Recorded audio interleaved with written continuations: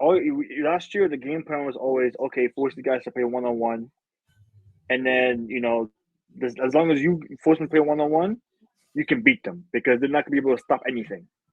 Right. This year, because they have that existing chemistry, they already have the familiarity with one another. It makes it more comfortable to talk, just to communicate, to be active and alert at all times on both ends of the court. So because of that, they just naturally grew better as a team defensively. And now you can't do that whole force them to play 1-on-1 game plan because they can act. Because if they get a stop on you on the other end, then they get a transition opportunity, and that's where they're the most dangerous at in transition. So that again, continuity. The two teams are watching in the finals. Number one thing they have in common is continuity, bro. This is why continuity matters. It matters to an extent. Do you have the right type of makeup of team? I don't like the makeup of the team. I've been told you this. This is why I want to trade it now.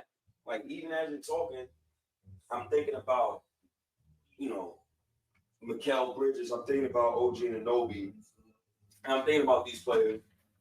And I'm like, I don't know.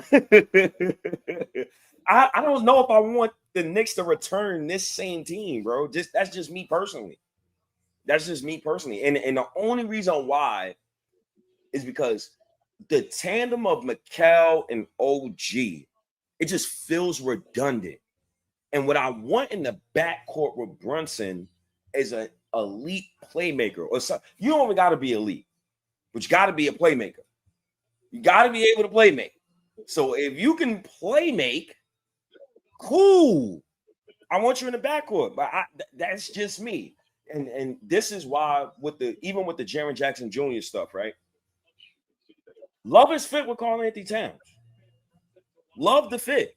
Like that is if you could just have a backcourt with those two, that is the analytical dream of having I those two. think.